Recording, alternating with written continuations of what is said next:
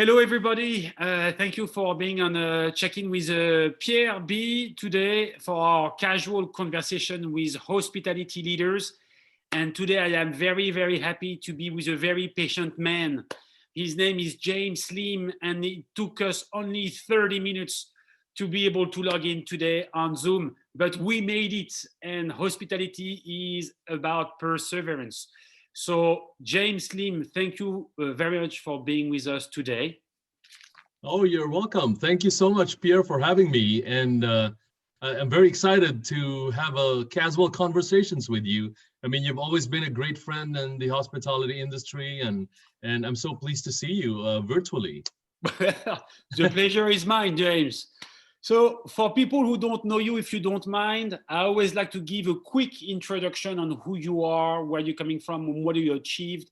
And during our discussion, we will go back to those. But is that okay with you if I just talk briefly about what you've done? Absolutely, sure.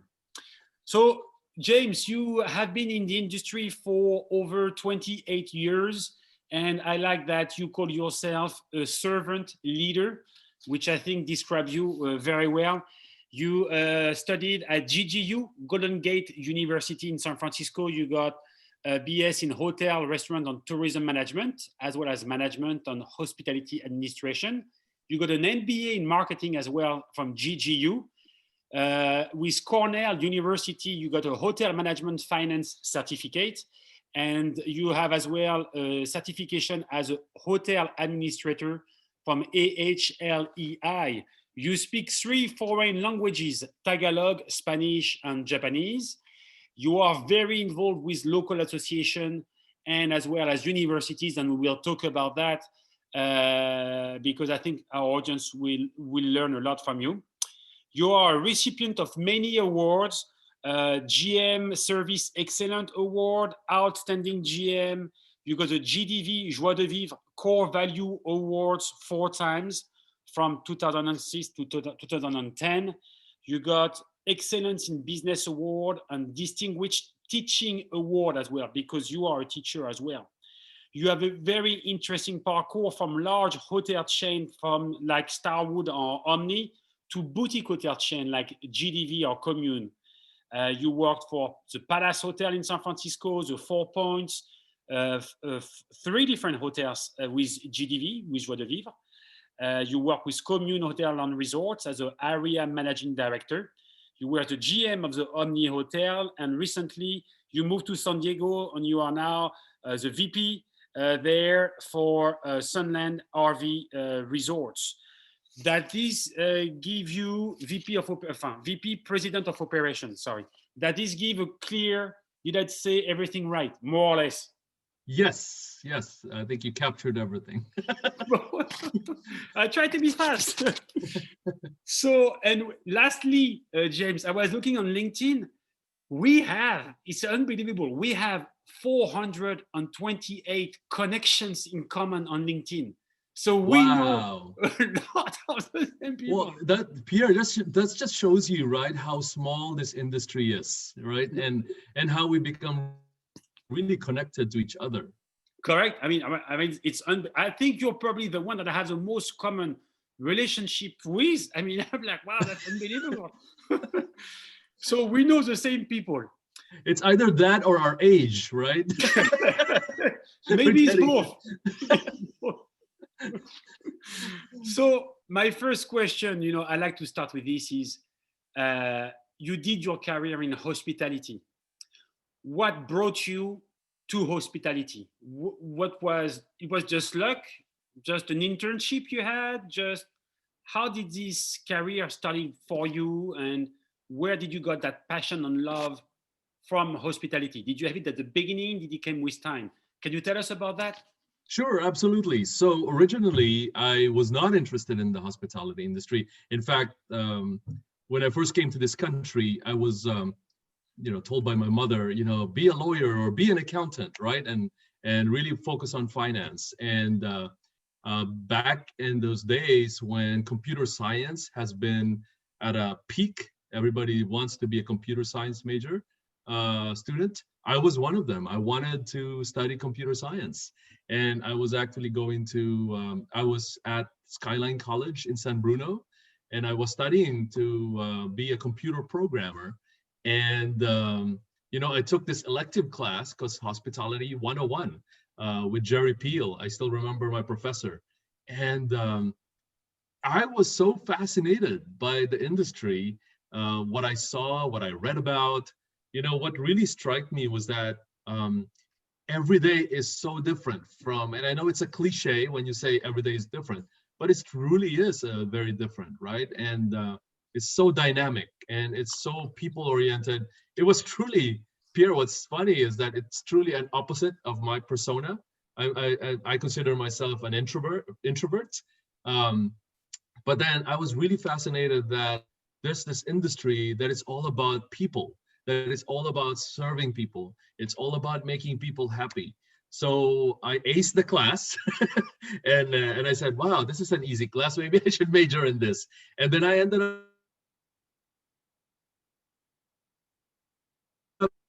going to Golden Gate University and receiving a few stuff, majoring in hotel and restaurant and tourism management. Wow.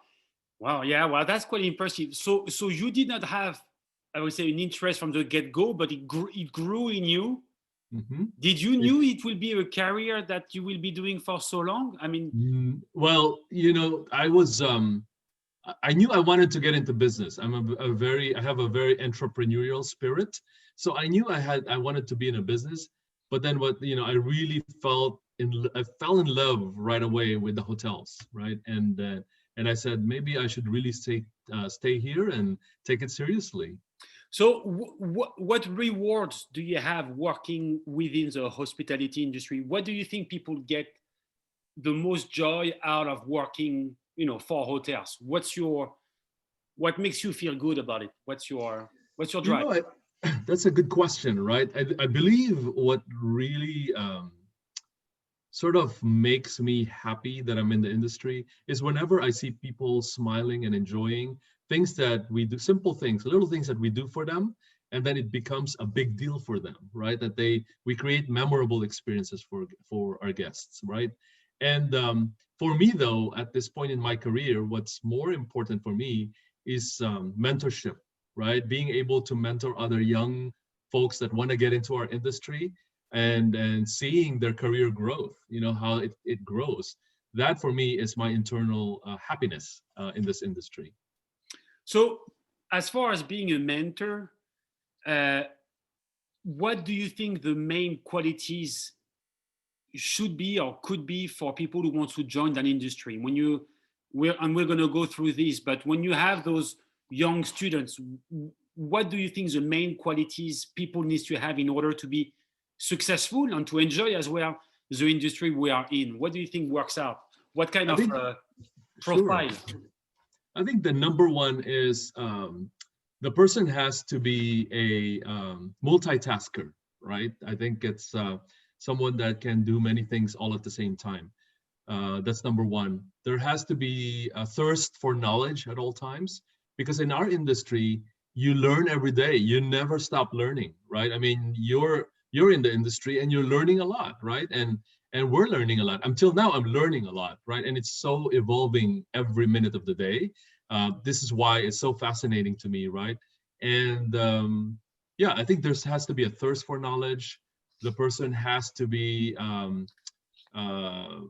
not afraid of rolling their sleeves and really working the tough job, the tough part of our career, right? Whether to clean rooms or check in, check out, work the night audit. I mean, those are not easy jobs, right?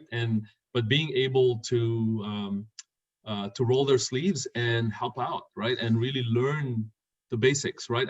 I think 20 years ago, some of our hoteliers would tell you, oh, it's all about experience. And I think it's still true right now, right? I think we still need to rely on the experience that all these young students have to take. I mean, it's not just because you have a Bachelor of Science, doesn't mean that now you can become a manager at our hospitality industry, right? You really have to go through the pace, right? Different areas of the operations. So would you say that a lot of people will learn the job on the job, as they are at the front desk, as they are in housekeeping. And do hotels provide training wherever you went? Did the company was able to provide you with more training than just training, on the field? Yes. So one example that comes to mind right away is Omni Hotels and Resorts, right? I worked with them for almost 6 years, and they have a very robust training program called Leadership and Development, right? We call it LID. And what they go through, what each LID goes through, is really beneficial because you have a base department, and then you would go to the different departments and learn from each of the department. But if somebody is really interested in human resources management, he or she stays there as the base department. So he does the regular job and learn from that science, right? But then you also learn science from other aspects of the operations. So I think it's normally 1 year, and it's a great program. I'm gonna go off track, and I love to go off track. Sure, I do too. I'm like, hey, you know what? But there is a lot of online training and online certification right now, and since it is an industry that is more quiet as usual, where we have less guests coming in, and it gives to a lot of us more time to learn things that we had no time to learn before.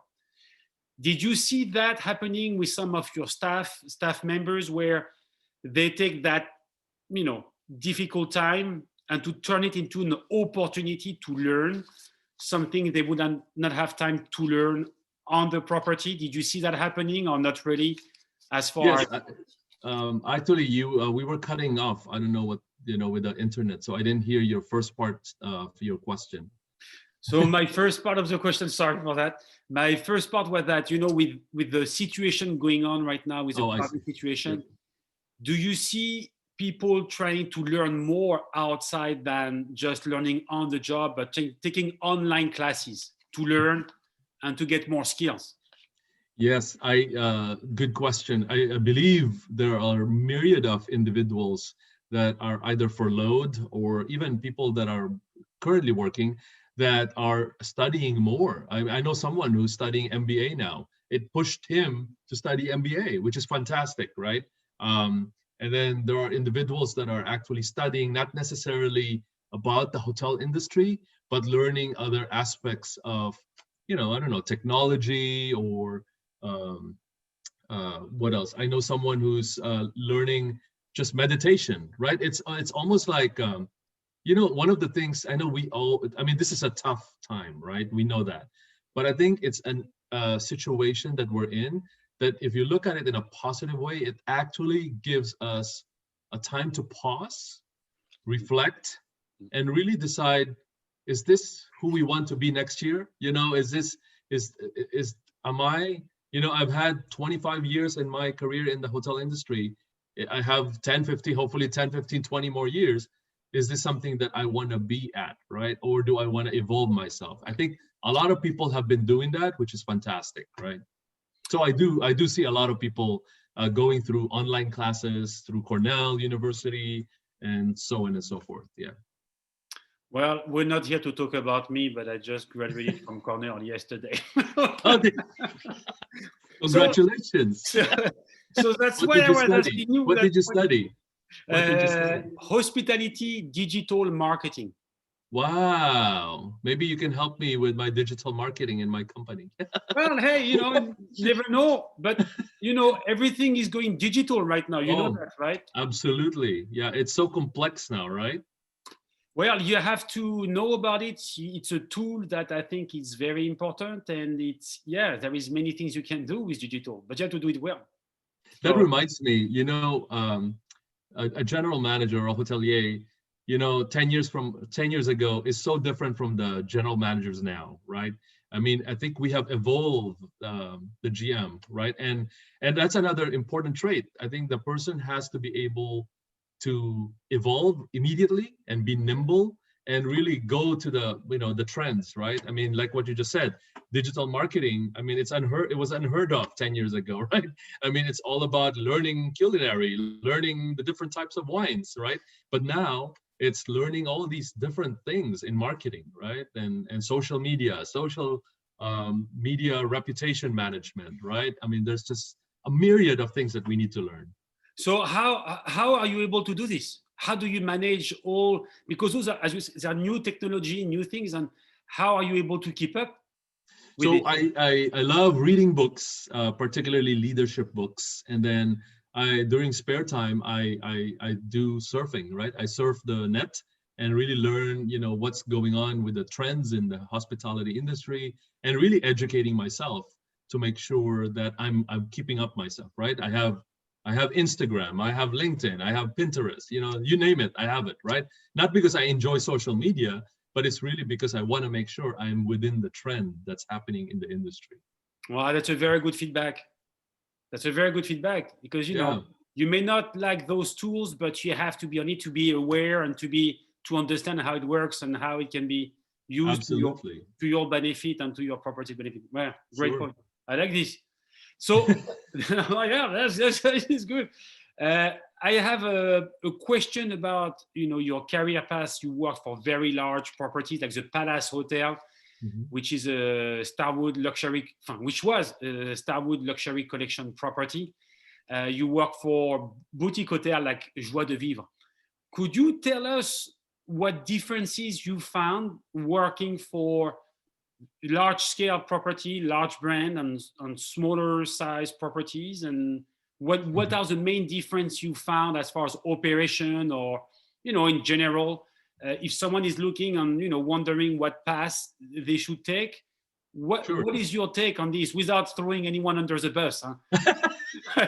Well, I do think that there are advantages for individuals that get experiences from the boutique, the smaller properties, and also the large properties. I think for you to be able to have that sort of overall a big experience in the industry, you need to learn from both, right? And here's why. I think there are a lot of protocols in the big hotels that don't exist in the smaller hotels, right? I.e., you have more people that you interact with in the bigger hotels in terms of department supports. Um, it sort of teaches you how to synergize with different department managers, right? Now, in smaller hotels, however, that you won't probably get from the bigger hotels. In bigger hotels, you have your own lane, right? You have one lane. If you're the director of rooms, okay, you don't, cross those lanes. But in the boutique environment, I mean, you're it, right? I mean, one story that I want to share with you, when I was managing the Hotel Rex, and which was a Joie de Vivre hotel, my bartender called in sick, and I was young then, and I was new as a GM, right? I go, oh my gosh, I don't know how to bartend, and believe me, it was a packed bar, and I had to bartend, right? But I had to use my sort of my talent in how to manage situations like that. I basically said, we have this beautiful Cabernet that you want to taste. It's because if somebody asked me for an old fashioned, I would not know I didn't know how to do it, right? Now I probably know, but but but back then, you learn. I mean, in a boutique environment, you gotta learn every aspect of your operations. I mean, I opened house. I learned how to manage housekeeping department from a boutique hotel, not from a big hotel, right? So So, that's the advantage of the smaller properties. Yeah. do you think you will learn quicker in a smaller properties a lot of various things by working in a boutique hotel, because you're going to touch everything very quickly, maybe not so in depth, but much more being aware of everything? Well, right, it sounds Yeah, like I do believe so. I think you learn a lot faster in a smaller property. Sort of like I call it the science of hospitality. You learn the basics, housekeeping 101, front office 101. Where in a bigger hotel, you tend to just again focus on your department, right? And if you're assistant manager at the front office, you're only focused on check-ins, checkouts, right? And rooms control. Whereas, again, in a boutique environment, you learn union negotiations, you learn, as a GM, you have to deal with the owners themselves, right? The investors, you have to deal with your bosses, right? At the corporate office. So that for me, that's where I got sort of majority of my overall knowledge of the industry. You mentioned the Hotel Rex, James. I don't know if you remember that, but back in the days, I used to work for a green chemical company called Arbeco. Of course, yeah. And we came to your office and we cleaned your office to show you how well our carpet cleaner was efficient. And I was with Renaud, my friend Renaud, and we came to your office. Oh yeah, I remember Renaud, yeah. Remember Renaud? We went downstairs to your office because we were working with GDV Properties at the time. And was I nice to you? Oh my God! Yeah, you are very nice. Well, look, hey, we are still. No, and I tell you, well, it's a very good lead way to my next question, actually, because working as a supplier for JDV, for Joie de Vivre, it really felt from the outside like a very unique company with great people. You were one of them. Isabel was one of them, and many of them. Diana, we still at the Hotel Phoenix and everybody else, but you had an amazing team. Could you tell people what was so special about Joie de Vivre, what Chip Conley was able to achieve with you guys? But it really felt like a different company out there. Could you absolutely tell us why, what this was? And I was a vendor. I was not even working for JDV, but from the outside, that company looked so exciting and so good. What was so good about it? I take a lot of things and a lot of wisdom that I learned from Chip Conley and from that company that he created. I think what's unique about Joie de Vivre is the fact that it's the culture that he built, right? And it's something intangible. I think it's the little things that when you put it together, it's like, wow, this is a unique business culture. For example, we used to have a 1 month sabbatical with pay every 3 years of service, right? There's no hospitality company that does that, right? Until now, I don't think there's anyone that exists. I know that Genentech, which is not a hospitality company, does that in every 4 years. And then, he called it the Joie de Vivre heart, and he was brilliant, right? He was able to take a business theory that he applied in his company and sort of recycled it and made it much more appealing to people like me, right? And it's the basic notion that make employees happy, you'll have happy guests, and then when the guests are happy, they keep returning, and then now the investor gets more profit, right? And then when the investor gets more profit, then he or she could reinvest in the Joie de Vivre heart, right? So similar concept, right? With, the trilogy concept at Omni Hotels and Resorts, having that balance with the owner, employee, and guests, right? So it's same concept, but he created, and I think what's really important, Pierre, is that he walked the talk, right? He didn't preach and after preaching does something else. No, he actually walked the talk. I still remember when I first joined the company, because I was with Joie de Vivre for almost 15 years. He knew everybody's names, right? He had that personal connection with everyone, and he made everyone feel special. I mean, I still remember this when I picked up the phone and asked Chip, hey, can we have coffee? Right away, he made an appointment. Hey, sure, let's go down and let's have coffee, right? And he really led the team from the heart, not necessarily just from the mind, right? I mean, from the brain. It's really led by the heart, and it's a great example of servant leadership. Well, yeah, because I see properties quite often. For the last 14 years, that's what I do. And I don't think, and I'm talking personally just for me, I don't think I have felt a brand a boutique hotel brand, at least, that still had that power and energy that you guys brought to your property. I mean, it was real, you know. It was. I have the little heart here. There's a Joie de Vivre. I'm sorry, That's the logo right. is not very well done, but that's the heart. It says Joie de Vivre Hotel. Do you know of any? Have you encountered on your end, as far as boutique hotel chains, something that you think is similar to Joie de Vivre? Have you? Well, you know, as we know, Kimpton is a great brand as well, right? It's a great company. I think they're excellent in creating a unique culture as well. I never worked with them, but this is what I've heard from other colleagues of mine, right? Got it. And I'm calling on Kimpton. So yes, Kimpton. I have to be careful. But yes, and Well, it's Kimpton. interesting now, right? You know, Kimpton managers that I used to consider as a competition have now become some of my best friends. So, And you know, and that brings me to one more question, James, because what I found very surprising, and I talked about that in previous episodes with other hospitality leaders, but mhm.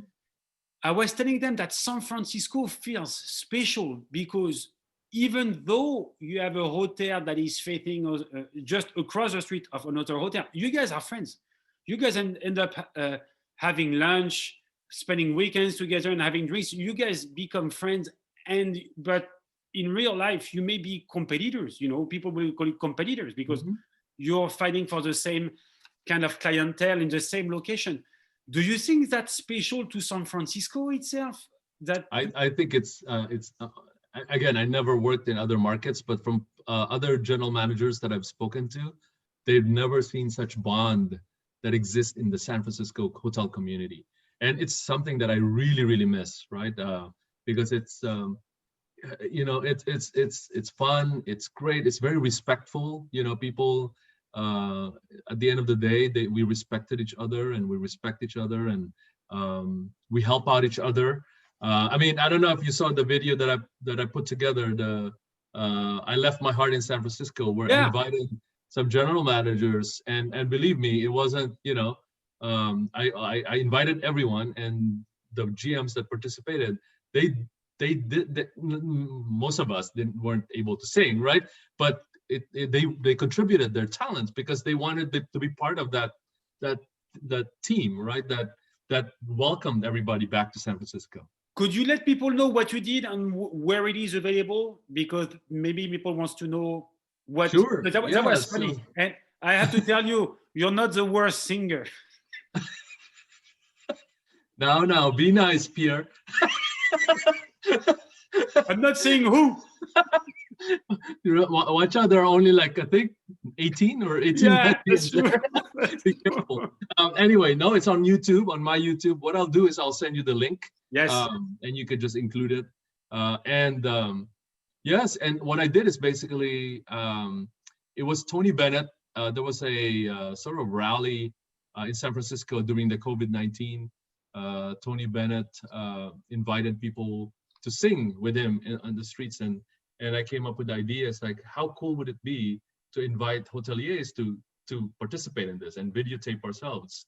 So it was a matter of 24 hours, less than 24 hours. I emailed people, I called them up, I said, please, please, please sing for us. All you need to do is sing this verse, right? And then my daughter, who's a filmmaker, a student, she put it together for me, edited it in a matter of 1 or 2 hours, because there's a deadline that midnight, I think you have to post it. Oh, no, that noontime that we had to post it on Saturday. So we were able to post it. And I think it had thousands and thousands of views, which was fantastic. Well, I believe it's Crown 4 News or one of Yeah, those local TV. Well, at night, the TV, during the news, right? They were yeah. showing what you guys have done, and it was tremendous as far as showing that hoteliers were there and supporting, you know, and doing what they could to lift up our hearts because Yes, and there were individuals, GMs there that were retired already and participated. You know, it was so touching, actually. It was kind of emotional for a lot of us when we so when we watch the finished product. Well, that shows how strong of a community San Yes. Francisco has, right? We always talk about, how much heart this city has. Well, you were able to show it this way, and it was nice. I'm not sure if you can make a record out of it, but it was nice. Voilà. Let me ask you a question, a bit business oriented.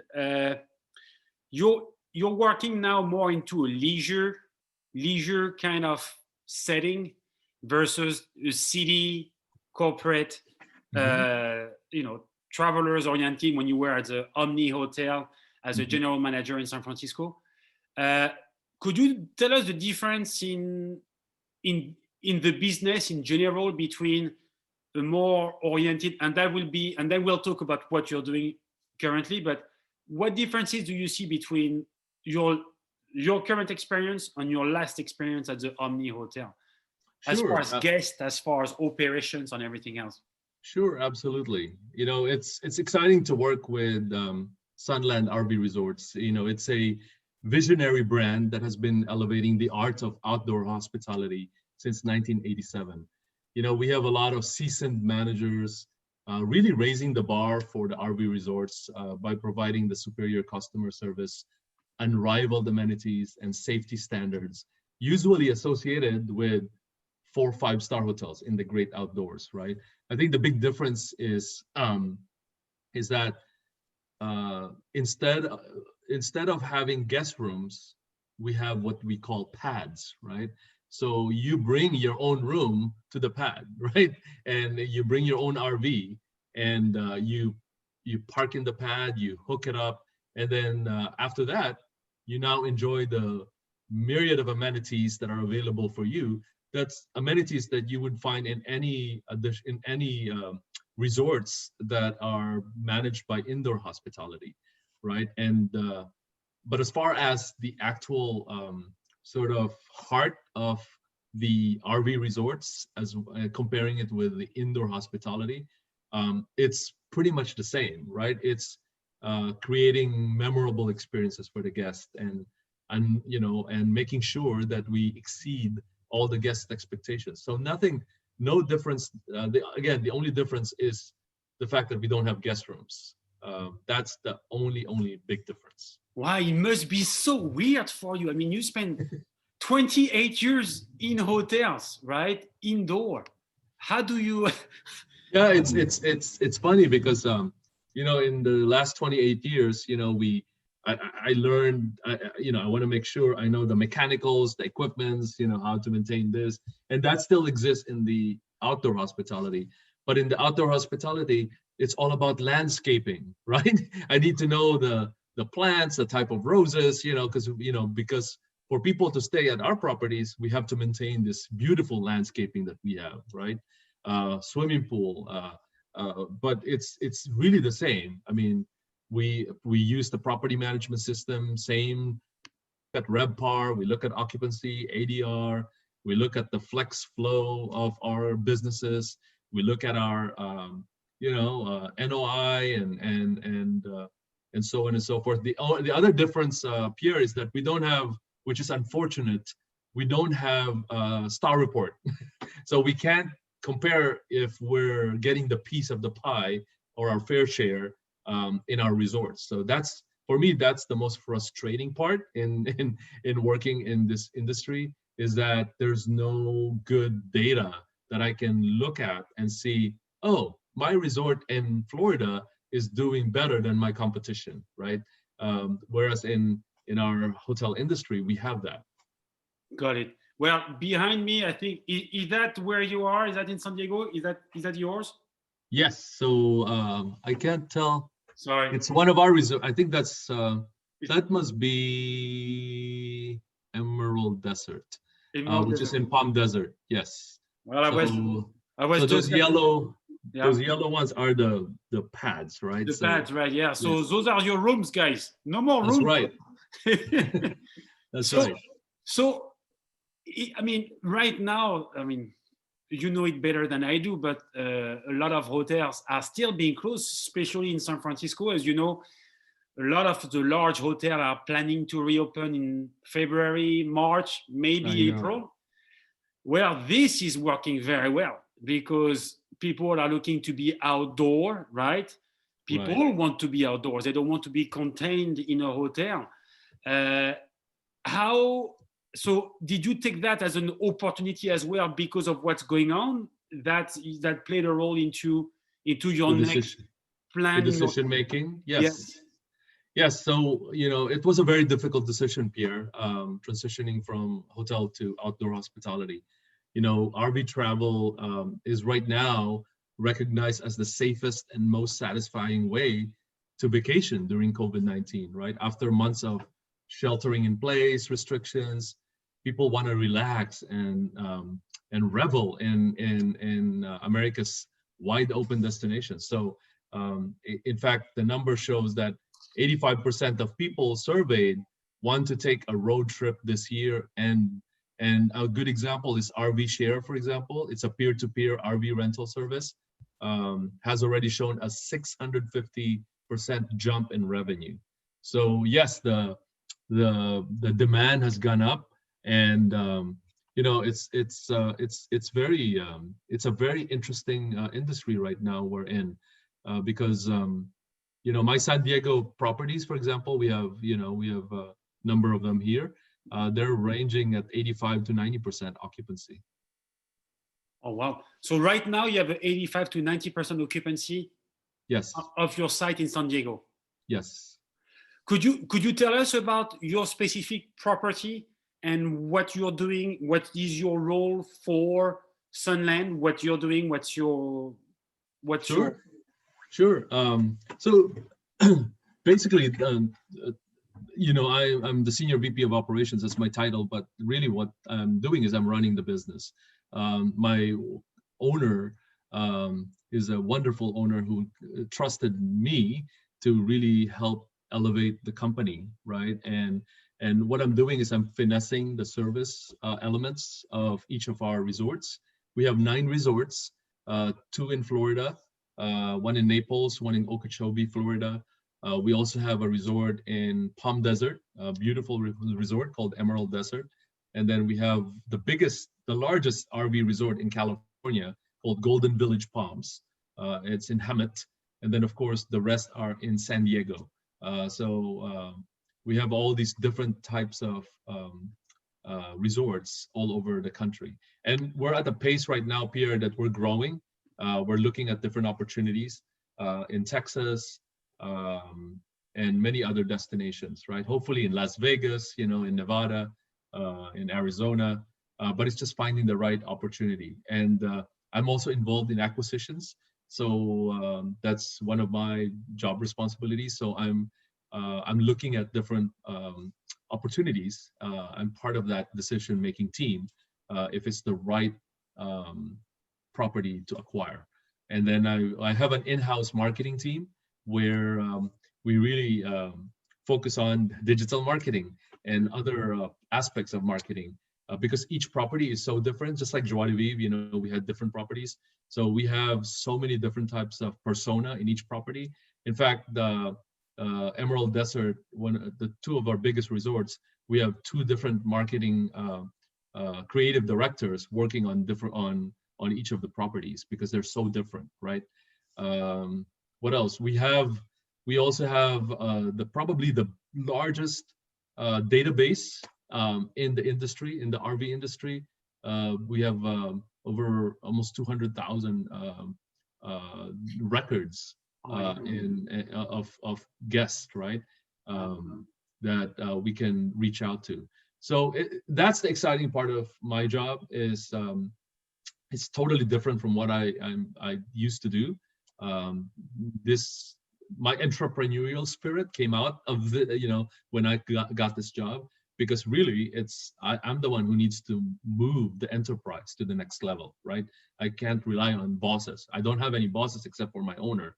So my owner has been so supportive. He's been teaching me, mentoring me, and of course the people. Again, it's not about one person, right? It's a team effort, and all of us are really trying to elevate the company. Well, congratulations on that shift. Talking about shifting, you really, I mean, that's a shift, right? I mean, you're still in the industry, but it's a whole different side of it, and it's I think it's remarkable to, because you need some guts to do it, and it's Yeah, it was actually I'll give you a brief story about why how did that happen, right? So, when COVID-19 hit, our lives turned upside down, right? And it was natural for me to immediately seek ways to take care of not only the physical well-being of myself, those around me, but the mental well-being as well. Because I mean, I'm sure you experience it yourself. It's uncharted waters, right? Um, so one of the things that we did, I created this weekly leadership book club that I organized with one of my sales managers at the Omni Hotel. And this club basically included individuals from work. You should join us, by the way, although I haven't been joining. Uh, Individuals from work, former college classmates, and new friends. And every week, we read a couple of chapters of a particular book. The first book was Simon Sinek's Infinite Game. It's an informative and interesting book that basically help us become better leaders, right? But the second book was the one that really helped me sort of change my career. It was called the Breaking the Habit of Being Yourself: How to Lose Your Mind and Create a New One. It was written by a gentleman named Dr. Joe Dispenza. It's a very thematic combination of quantum physics, neuroscience. I'm not going to bore you, but but it's like reading the first 2 3 chapters was like reading college science textbook, right? But I was determined to continue it, and it was full of wisdom, insights. But really, what it's saying is that you sort of like start losing yourself, right? And really finding yourself, finding who you are. How do you want to be in the next year or two? I mean, it sort of reminded me of what Chip Conley wrote in his blog of the same time when I was reading the book. He said that what's nutritious in life is our to-be list, right? While not urgent, the list is important, right? He basically asked the questions, right, about thinking of your to-be list. What are 3 qualities that will define me more this year or next year, right? What are the habits or practices that will allow these qualities to improve? What roles or identities do I want to enhance or adopt in the next year? And what roles or identities am I ready to let go of? So in July, Pierre, it hit me. I no longer felt like I knew myself. I was not unhappy because Omni was treating me well. I loved the people that I worked with, but I realized that I had to let go of my old and familiar role in order to find myself again. I needed to once again pursue who I wanted to be and what I wanted to do. And so I left after 28 years in the hotel industry. I had in a city that I had called home for 35 plus years to do something new, which is the outdoor hospitality. I was filled with nervousness, excitement, and inspiration. So, but looking back, would I ever make the same decision? I would still do, because, and again, not because I no longer love the hospitality in this industry or the hotel industry, but I think I had to do this for myself, right? I need to find my new self. wow. Hey, words of wisdom. No, but I mean, you take that opportunity, which is to think about you and what you want it to be, and it's I think that, as you just said before, from this COVID situation, a lot of us are going to find opportunities, new opportunities, and reinvent ourselves, right? Right. It can be so well. Thank you for sharing this. This is and as you were talking, something came to my mind. You were talking about outdoor hospitality as a big trend, right? And actually, there is one brand that just came back to me where I actually feel that it has something similar to GDV, and I did not mention them, but it just came back to me. It's Auto Camp. Yes, yes, definitely. Yeah, it has that feel too, right? It's And yeah, it's one of our, I wouldn't consider them our competition, but that's interesting about this industry. There's so different types of part. I mean, one thing for sure, when you see RV resort, it doesn't mean that it's the same resort like what we're managing, right? There are some RV resorts that still have trailers, right? And that's not us, right? It's almost like distinguishing a motel to a hotel, full service and luxury, right? But I think the RV resort is loosely used, right? But definitely that company comes to mind too as well. I mean, I don't know them that well, but I've heard of them. I have a couple of friends that now work with them. well, yeah, because and some of them are from GDV. Yes. Because it's a small company now. They're growing as well, right? Yeah. Where they offer outdoor, airstreams or those Yes. airstreams. So I like what they're doing. Yeah. yeah, it's kind of fun. So we talked about COVID. Um, how do you see no one knows what's going to happen in the future, but for your business, for outdoor activities and the impact on COVID, how do you see 2021 being for you guys? I mean, and no one knows. I mean, we depend on Right. so many regulations, on local regulations, but how do you see business going for hospitality? Let's talk about San Francisco and where you are today, for outdoor and San Francisco. What is your sense? And it's, that can change in a week from now, but what's your gut feeling right now about that situation and what's coming up? I've been looking at and I've been speaking to individuals like Joe DeLisandro at SF Travel, as well as Kevin Carroll from the Hotel Council, and really just checking on them and how San Francisco's doing. I think my gut tells me, second quarter of 2021 is going to start trending up, right? Again, that's barring any new things that come up, right? I'm hoping for the new Pfizer, right, comes clean and starts being distributed. And but I do think, Pierre, I think our mindset is very different from what we know now, right? Whereas in March, everybody was kind of panicking, right? What's going on? We don't know what this virus is all about. But now we know, right? We know that you can protect yourself by, washing your hands constantly, by wearing a mask, and by social distancing. Three things that each of us has to do to be able to protect ourselves, right? A lot of my friends were asking me, because I travel every week from the Bay Area to San Diego, if I were worried, and I said no, because the airlines have done a great job, right? The hotels have done a great job. I've stayed at hotels, Marriott's and Omnis, and I never felt unsafe. I mean, I know that they take this seriously, and a lot of the airlines, like United Airlines, Southwest, they really clean the airlines. I mean the airplanes, and and I have, of course, I arm myself. I have my mask on and I have my face shield, double protection. I just want to make sure. But as far as my company, I do think that I think we've done one of the things that I contributed to this company is introducing the Sunland Promise, right? It's really all the practices and protocols that are based on the guidelines from the CDC, right? Similar to what we did at the other hotels. And I do think that a lot of people are knowing that, again, RV travels is very safe, right? And that I think it's going to be good. It's going to be a good year. It's not going to be a great year for everybody, but I think it's going to be a good year for both indoor and outdoor hospitality. I do think, maybe I'm being too optimistic or Pollyannish, right? But I think second quarter you're going to start seeing increases. Very well.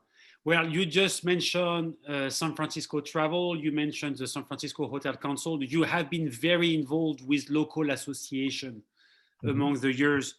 Before you left San Francisco, you were the vice chair at SF Travel. You were a chairman of the board for the Hotel Council of San Francisco, and you were a secretary treasurer for the California Hotel and Lodging Association as well. Could you tell us why you're joining those associations? What do you get involved so much? What do you get out of it? What do you love about being so involved? Well, the number one, it's a little bit selfish, right? I love meeting new friends, right? And really working with those individuals. I mean, those individuals that are part of those organizations, they're amazing, right? I mean, they became really good friends of mine. But I think the bigger reason is the fact that I do think that as a general manager, it is our responsibility to give back to the community, to really help our industry, to be the catalyst of change, right? I mean, no one's going to change the problem that we're experiencing in San Francisco if we don't become the catalyst, right? And hence why we put together, I don't know if you remember, I think you participated in it, that We Love Our City event, sponsored by the Hotel Council, where we invited all the hotels to get together, and there were 700 employees there, hospitality employees, that cleaned the streets, right?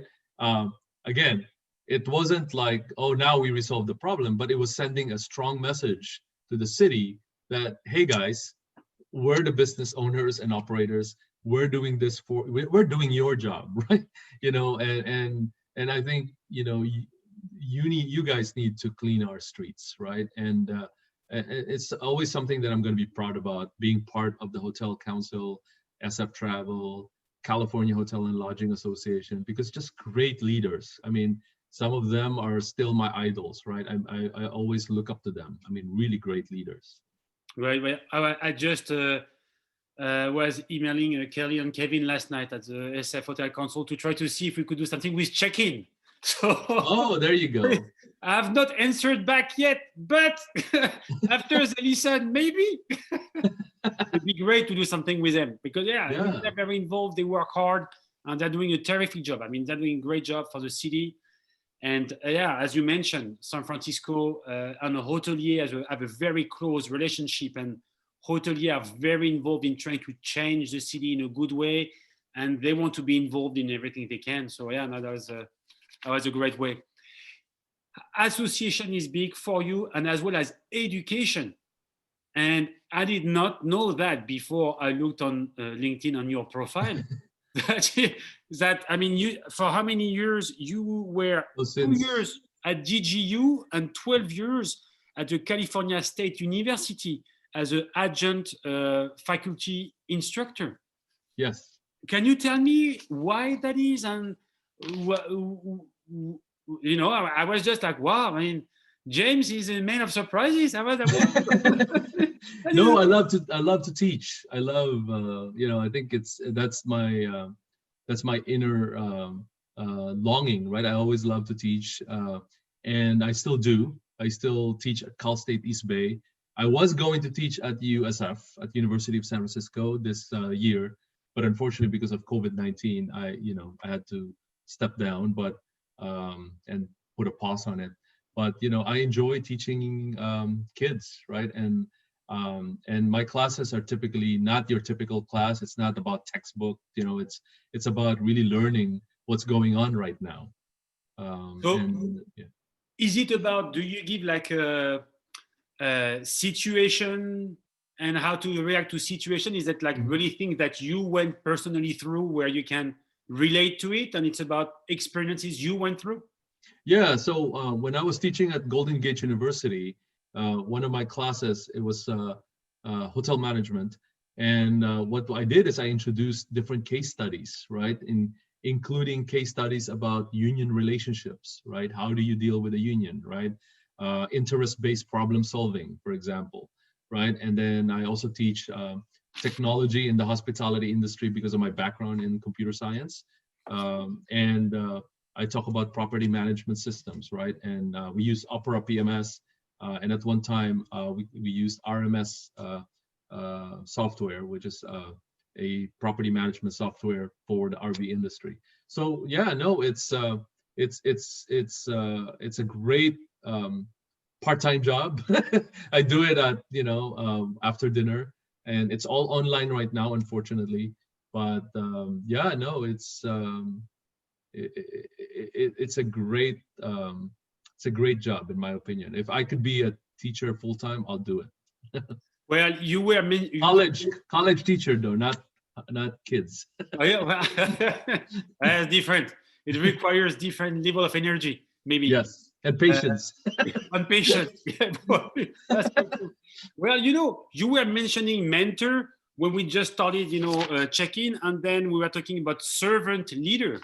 I mean, that really ties into who you are and what you're doing. So I think it's great. We need more people like you who can give back, spend some time, and providing knowledge to a lot more people. So thank you for doing this, James. I might ask you to be my guest speaker or something. Oh well, yeah, one day. One day, I'd be happy to. But thank you. So I'm going to go into personal questions, James. A bit more personal. What is your proudest achievement? So far you have 28 years of experience. Is there something that really stands out where you feel proud about what you've achieved, you and your team, or you personally?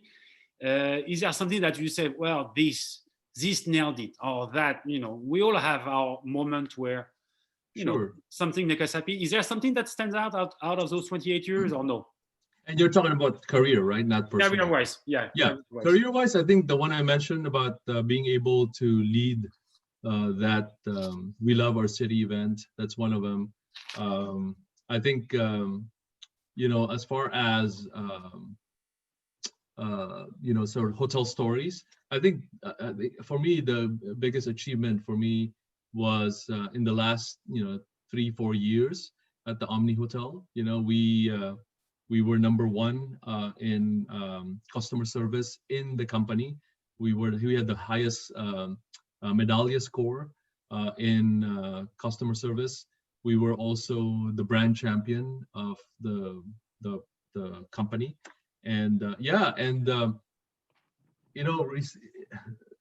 when I received the GM of the Year award for Omni Hotels and Resorts, that was very touching because I knew that I was not competing, but I was basically being compared against people that have been in the industry for many, many years, that are much more talented than me, right? And yet I was able to get that award. And it's not because of me, but it's really because of the team that I had at the Omni. And really each person, the dishwasher, the server, the bartender, the housekeeper, everybody contributed to the award that I got that year. And I would never forget that, and it was very, because it was unexpected. We were invited to the home of the owner of Omni Hotels and Resorts, a few of the GMs, and the GMs that won awards. And there were a variety of awards that were being given. And the last award was that GM of the Year. And that's what I got. And I was really proud about that. Yeah. Well, as we say, bravo. Wow. Amazing. Congratulations. So, well, that's a big achievement, right? It must feel like not, how to say that, like something special where. Yeah, I was in cloud nine. Yeah, I was on cloud nine. Yeah, well, it was really, it felt really good. Yeah. You have good reasons to be.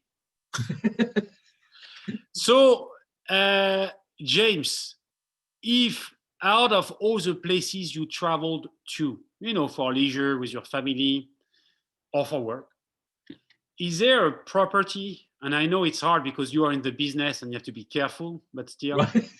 I know, I might not get any discounted rates anymore. Yeah. But is there a property that really stands out as far as the scenery or the level of service you had anywhere in the world? Doesn't have to be not only North America, but. Yeah, I mean, I think the one that comes to mind was the original St. Regis in New York. I was, I stayed with them like probably 3 times, and I was just so impressed with the level of service that they provided. And they had the highest ADR in New York back then. And now how many St. Regis do we have, right? I mean, from that one small property, it's not even it's not even pretentious. It's really very classy, very personal. It's sort of like it connects you in a different level. And I think the reason why it's so memorable for me because they use my name all the time throughout. Second one, you have a private butler, right? Which is nice. And then you also have freshly baked cookies, a dozen roses when you check in, for my wife. It was, yeah, it was a memorable service. Yeah, but we have a lot of wonderful hotels, right, all over the country. I mean, it doesn't have to be as grand as, a resort, but I mean, even a boutique hotel. I mean, Rex Hotel has always been my favorite. It reminds me of a hotel in Paris. I always say that that's a true boutique hotel, right? The Hotel Rex. So yeah, no, it's I think it's what makes it really memorable for me are those engaging, and I think St. Regis definitely was one of my favorite hotels experiences. Yeah. Thank you for sharing this. You were in San Francisco for many years. Yes. How many? 31 years? Yes. 31 years in San Francisco? Yeah, 35 years, I think. 35. Well, close enough. 31, 35. What would be your dream location to live in? If you had to move somewhere, if you have to live somewhere in the future after your career is done, where would you go? Would you go back to San Francisco, or would you go overseas, or where would Yeah. The individuals that know me really well, I've always dreamt of, I've always dreamed of living in a close to the ocean beach. I love the ocean beach, and right now I have an apartment in La Jolla, so it's nice. But I've always wanted to have a home that has the ocean view. It's just for me, something about the ocean calms me, right? And it's great. It energizes me. So Well, it could be in Hawaii, it could be in Philippines, it could be in anywhere, as long as there's an ocean. hey, let me ask you this: would the Ritz-Carlton Half Moon Bay do it? Why, they have a job opening? No, but That's when rumor starts. yes, but and there is a lot of fog in Half Moon Bay, as you know. Oh yeah, I love Ritz-Carlton Half Moon Bay. I've stayed there with my family in the past. I really like that hotel too. It's beautiful.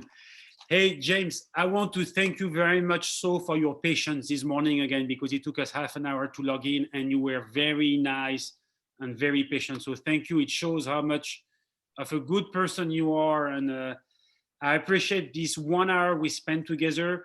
Hopefully everybody learned something from our discussion. If you have any questions, you can let us know. We will post this discussion on LinkedIn as well as on YouTube. Check-in has a YouTube channel, and we will put it in the description below. James, please email me the link of the video with all the GM singing, and then everybody can have a look at it and be nice. Okay, this is and you can share that video as well. Yeah, always remember it came from the heart. You go. Well, yeah, not from the diaphragm. Here you go. So thank you for all those great information. Before we part ways, is there anything you want to share with everybody watching us today? Anything? I think the only thing is, this is great, fantastic. Thank you for having me, Pierre, and I'm flattered that you reached out. I think the only thing is hang in there. It's been tough for everybody, and we've been affected by this COVID-19 pandemic, different levels, right?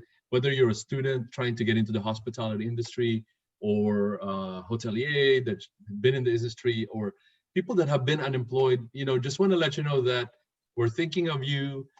We are the brothers and sisters of hospitality.